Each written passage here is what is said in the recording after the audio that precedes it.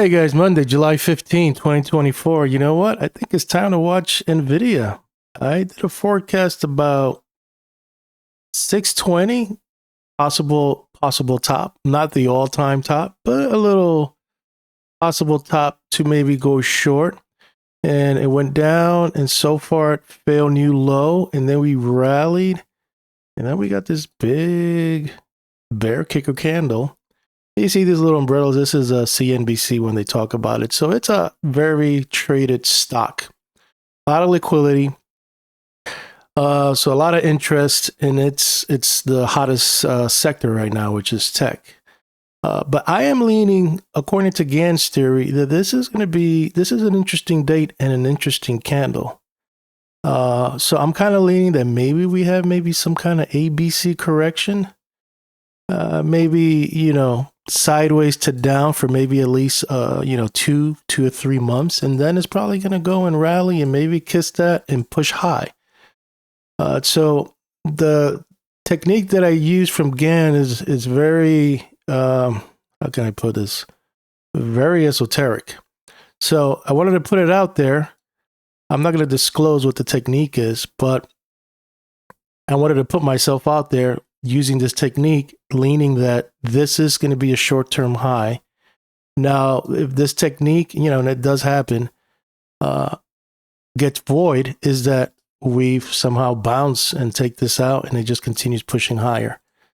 And then this technique didn't work out. But it was all kind of lining up right there. And I was like, you know what? Maybe this is a little short-term high for a little correction.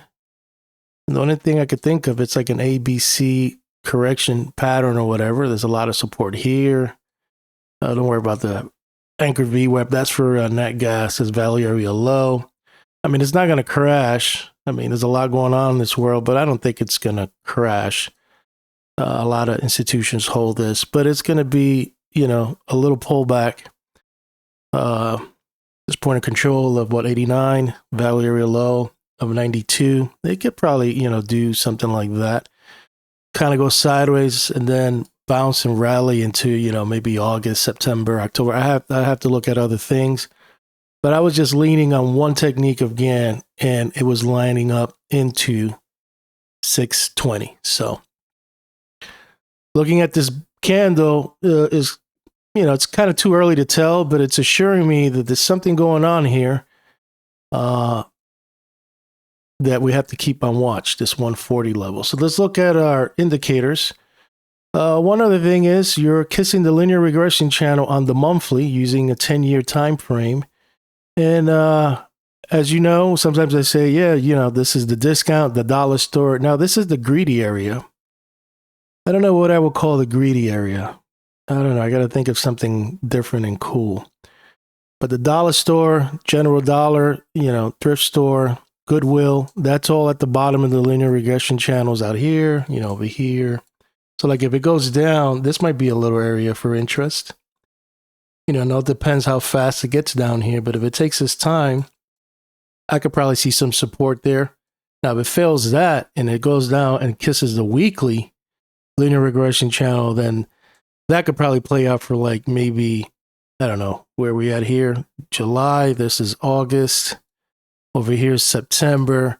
So somewhere between July and August, maybe 2 months. And then you could kind of rally into September. You know how September is. It's a weird month between September and October. Markets really get, I don't know, they kind of go more to the downside on average than to the upside. So we'll see. So that's why I'm thinking maybe we could probably blow right through that and maybe push even higher, maybe into August, September. Even into October, and then kind of get this turn. And then eventually maybe get that Christmas rally. But yeah, definitely the greedy area.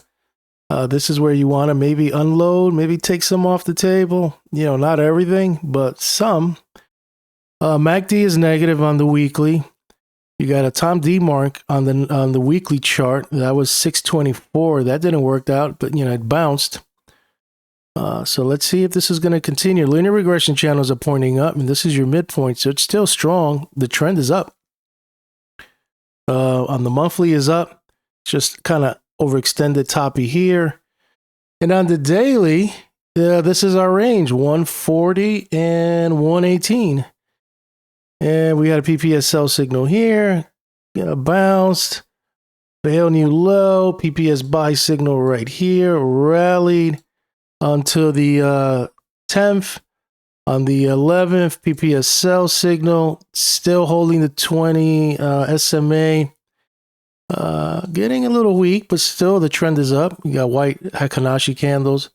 Now, once you close below 125, things could, eventually, if you do close, it's going to probably test this low again, 118.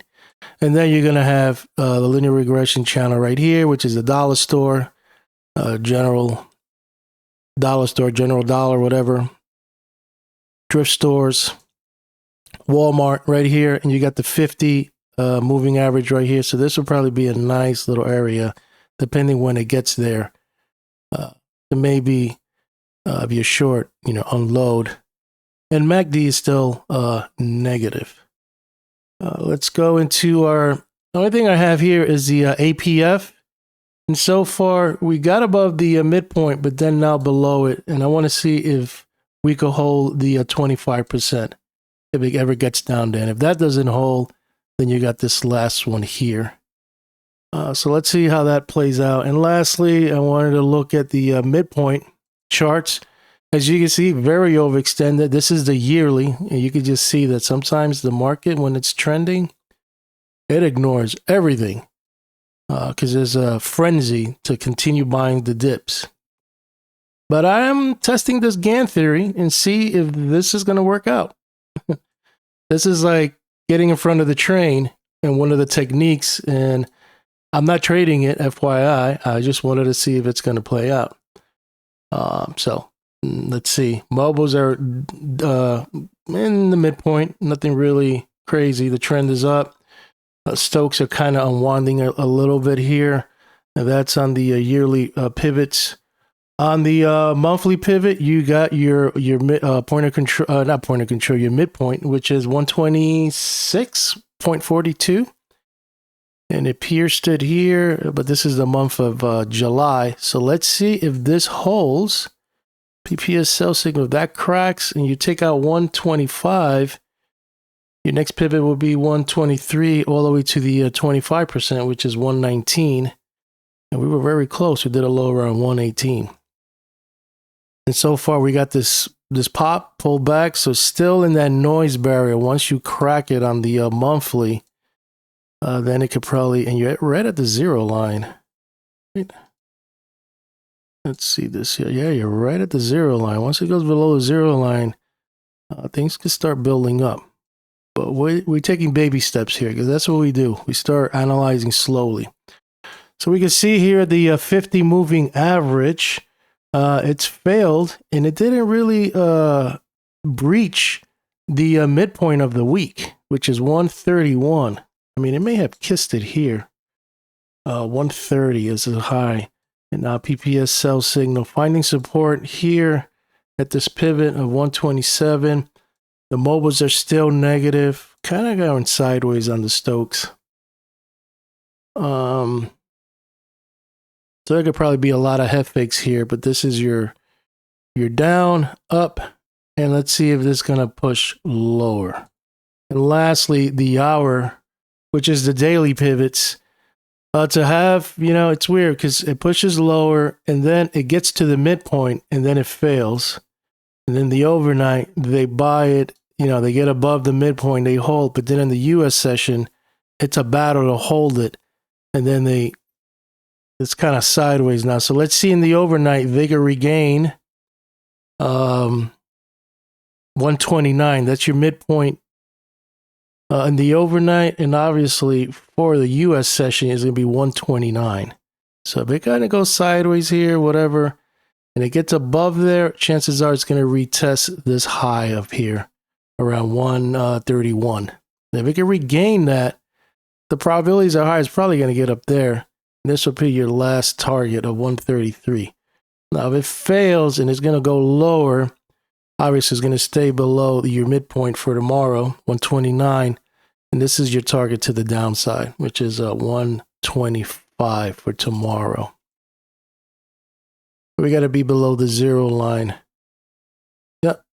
So that would be your bigger target right here, about 124, 125, and even 122. And what was this high here of 131? And it fails. It says 118. Yep. I think that's it. I'm going to sign out. Hope you like this video, and I'll keep you posted on my thoughts on Nvidia.